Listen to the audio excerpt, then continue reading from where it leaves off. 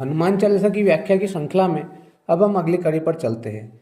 राम दूत अतुलित बल धामा, अंजनी पुत्र पवन सुत नामा।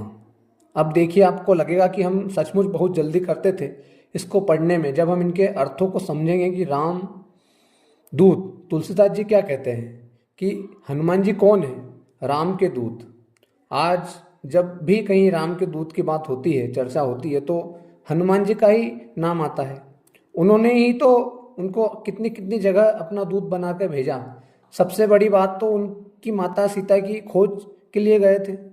तो रामदूत और कैसे हैं? अतुलित बल धामा, जिनके पास बेहिसाब ताकत है। अतुलित, जिसकी तुलना नहीं की जा सकती, ऐसा बल, ऐसे बल की स्वामी है हनुमान जी। हनुमान जी अतुलित बल धामा। अब देखिए कैसे। सबसे बड़ा प्रमाण तो यहीं से मिलता है कि उन्होंने सागर को पार किया।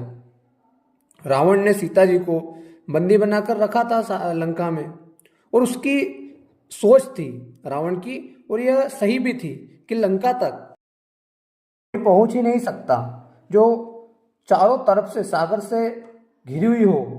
उस सागर में विभिन्न प्रकार के जल जीव जो किसी भी व्यक्ति को तत्काल खा जाएं, ऐसे भयानक सागर से घिरी हुई लंका में कौन पहुंच सकता है? वहां पर रावण पूर्णतः सुरक्षित था।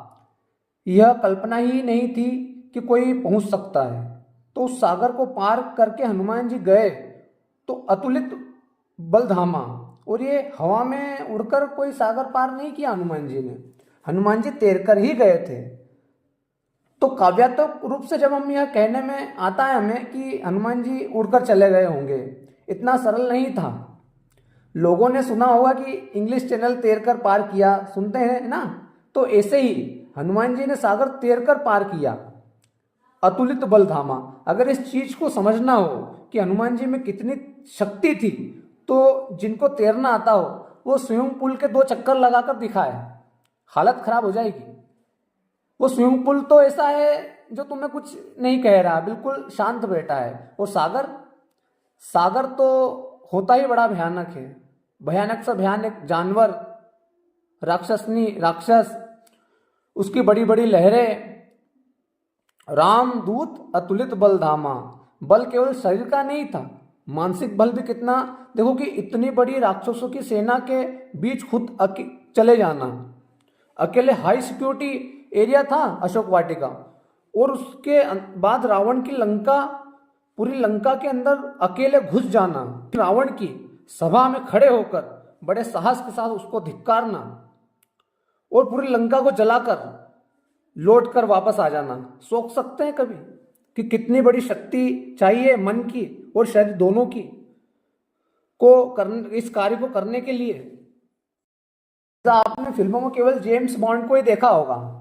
जेम्स बॉन्ड ऐसे काम करके आता था, तो हनुमान जी इन सारे जेम्स बॉन्ड से भी ऊपर है।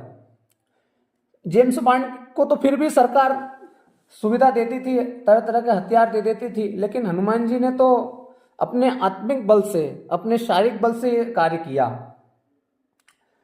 तो हनुमान जी अतुलित बल के धाम थे। भी हनुमान भक्त थे, उनको इन दोनों चीजें जो हनुमान जी के पास थी, शारीरिक बल और मानसिक बल, आत्मिक बल, इनको विकसित करना चाहिए जो भी हनुमान भक्त हो। तो रामदूत अतुलित बल धामा और अंजनी पुत्र पवन सुत नामा। अंजनी माता के पुत्र थे ये। पवन ऋषि के आशीर्वाद से इनका जन्म हुआ था। उनके पिताजी का नाम तो केसरी था, लेकिन पवन ऋषि के आशीर्वाद के कारण उनका नाम पवन सुत भी है। तो ये थी दूसरी चौपाई। जय श्री राम।